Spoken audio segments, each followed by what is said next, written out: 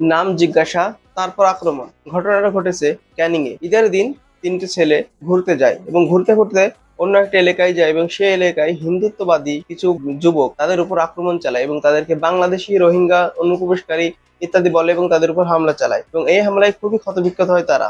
নাম জিজ্ঞাসা করেছে, রাজিবুল মোল্লা বলেছে, বলে তাহলে তোরা মোল্লার বাচ্চা, তোরা জিহাদি, তোরা ভাব বাংলাদেশি। চাপে পড়ে নামটা আমি ভুল বলে ফেলেছি। নামটা বলেছি আমি যে আমার নাম রাহুল। যেই বলা মাত্র, রাহুল নাম বলা মাত্র আমাকে বলছে যে এর প্যান্টটা খোল। আমাদের 2.5 ঘন্টা মারে, ওখানে 2.5 ঘন্টা মেরে আমাকে ঘেরের চড়ে ফেলে দিয়েছিল। আবার আমি উঠিনি বলে আমার পাশে যে জাহিদ ছিল তাকে বিশাল মারছে। একটা নদী, দুটো খাল পার হয়ে তারপরে আমরা এক সাইডে এসে পুরো হইবে আমি আর আমার আরেকজন, দুজনের ওখানেই বেহুশ হয়ে পড়েছিলাম। বাঁশ নিয়ে মারছে, রড নিয়ে মারছে ওখানে, তারপরে মাথায় কিল মারছে, ঘাড়ে মারছে, লাথি মারছে। আমাদের একজনকে মাথায় টাথায় মেরেছে, খুব একদম টোটালি ওখানে দেখি না পড়ে আছে।